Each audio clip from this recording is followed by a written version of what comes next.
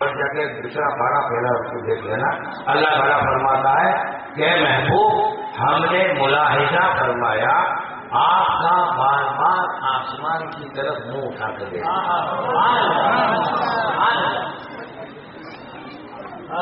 محبوب کیوں منہ اٹھا کر دیکھا ہے یہ ہم کو معلوم کہ میرا محبوب اب کھانے والا کو لوڑنا چاہتا ہے. کیوں کہ یہ وہی کھانے والا ہے جو میری محبوب کی ولادت کے وقت دادی کے لیے چکا تھا. اور میرا محبوب اس کو نوازنا چاہتا ہے اور ایسا نوازنا چاہتا ہے کہ قیامت تک میرا بندہ نماز تو میری کرے گا, سجدہ تو مجھ کو کرے گا, لیکن جھکے اس کی طرف.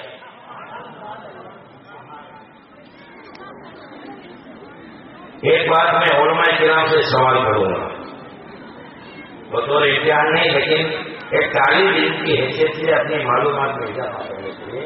میں نے تو کئی حدیث میں یہ نہیں دیکھا کہ سرکار نے کبھی دعا کی ہو کہ اللہ کھانے کعبہ کو بگڑا بنا. آپ حضرت نہیں دیکھا حضرت؟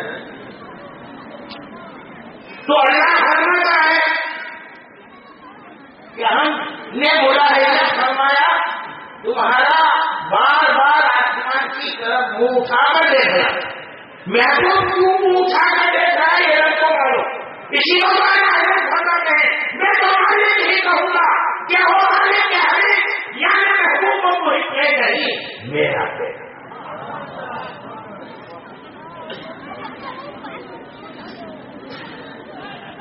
اب وعدہ کیا جا رہا ہے فَلَنُوَلِّيَنَّكَ قِبْلَةً تَرْضَاهَا.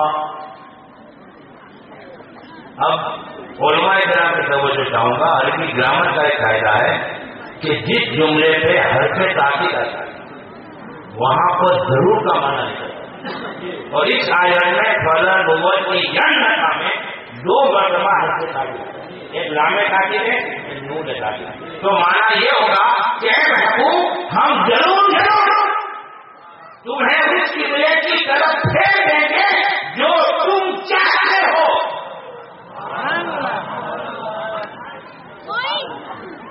اے محبوب ہم ضرور تمہیں اس قبلے کی طرف پھیر دیں گے جو تم چاہتے ہو. یہ وعدہ کا کہاں کیا گیا معلوم ہے کہ سرکار مسجد بنی سمیت کہ جس کو مسجد ذوال قبلتین کہتے ہیں, اور جو لوگ حج کرنے کے لیے گئے ہیں انہوں نے مسجد کو دیکھا ہوگا. عوام کی زبان میں اس کو دو قبلے والی مسجد کہا جاتا ہے. اس مسجد میں سرکار ظہر کی نماز ادا فرما رہے ہیں. 2 رکعت بیت المقدس کی طرف منہ کر کے ادا فرما دی اور یہ آیت نازل ہوئی فَلَنُوَلِّيَنَّكَ قِبْلَةً تَرْضَاهَا. اے محبوب ہم ضرور تمہیں اس قبلے کی طرف پھیر دیں گے جو تم چاہتے ہو. اور فوراً آیت نازل ہوئی فَوَلِّ وَجْهَكَ شَطْرَ الْمَسْجِدِ الْحَرَامِ. اے محبوب اسی وقت اپنا چہرہ کھانے کعبہ کی طرف ہے. اس دن سے کھانے کعبہ ہمارا. قرآن سے کیا ثابت ہوا کہ کھانے کعبہ سرکار کے چاہنے سے قبلہ بنا. ثابت ہوا قرآن کی آیت ہے کہ فَلَنُوَلِّيَنَّكَ قِبْلَةً. بات یہاں پر ختم. اب سکے کی دوسری طرف دیکھو. اہل حدیث کا امام اور وہابیوں کا بھی امام مولوی اسماعیل دہلوی اپنی کتاب تقریب الایمان کے صفحہ نمبر 95 پہ کیا لکھتا ہے وہ حضرت پڑھ کے سنائیں گے.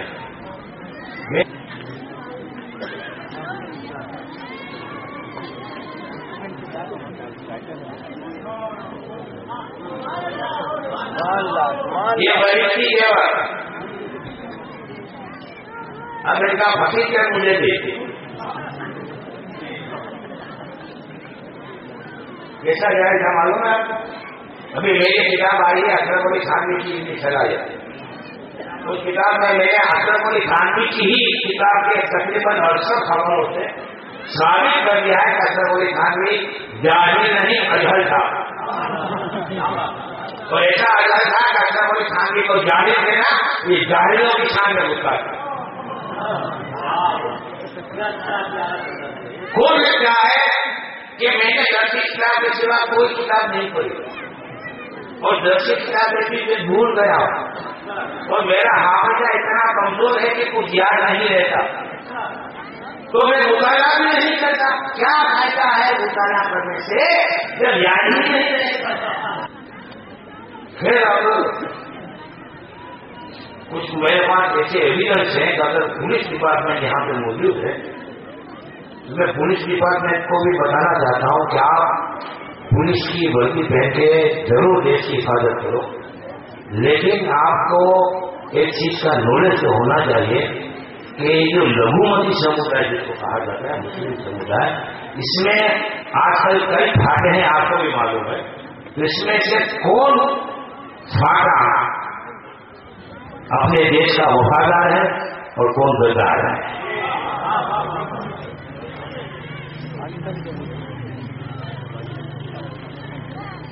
ایک ڈپارٹمنٹ ہے گورنمنٹ میں CBI سینٹرل بیورو انویسٹیگیشن.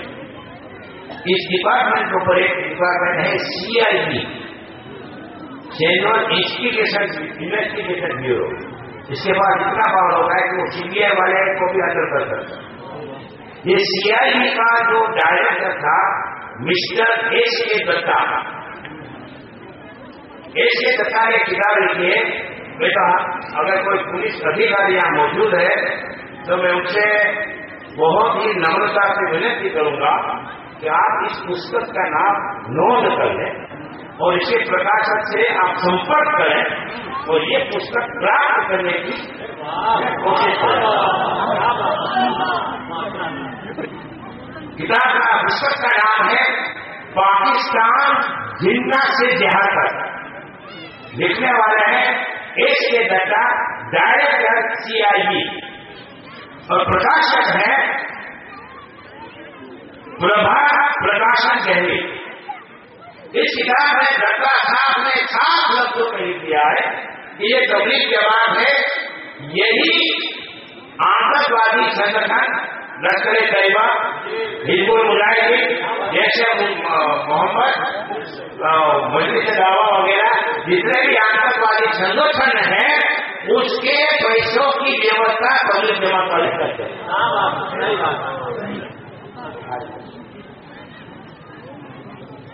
میرے پاس سینٹرل گورنمنٹ کی رپورٹ ہے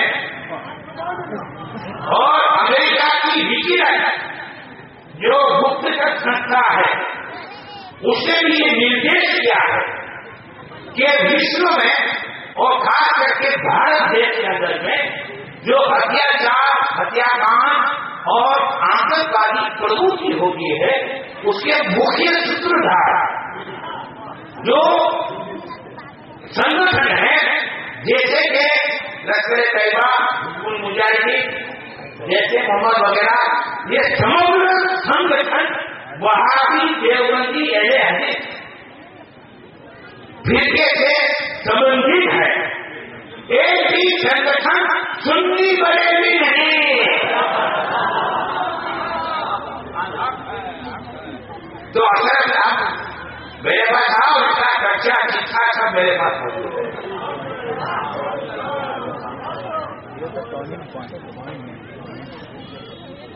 تو کہنا یہ کہ اصل میں کھانڈی کو اپنے انہوں نے 600 روپئے تنخواہ دی اور کھانڈی کو اتنا مخصوص کیا ہے کہ آج نیٹ پہ آپ دیکھو سرچ کرو تو اصل میں کھانڈی کو صرف 14ویں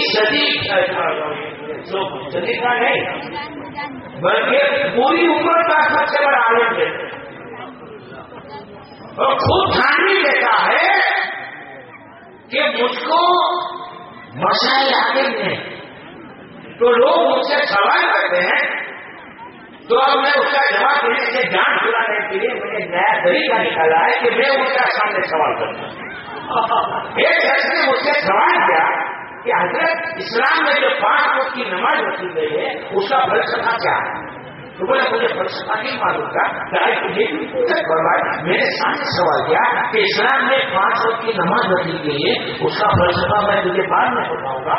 پہلے تو یہ بتا تیری ناک جہاں رکھی گئی ہے پیٹ میں نہیں رکھی گئی، اس میں کیا فلسفہ ہے؟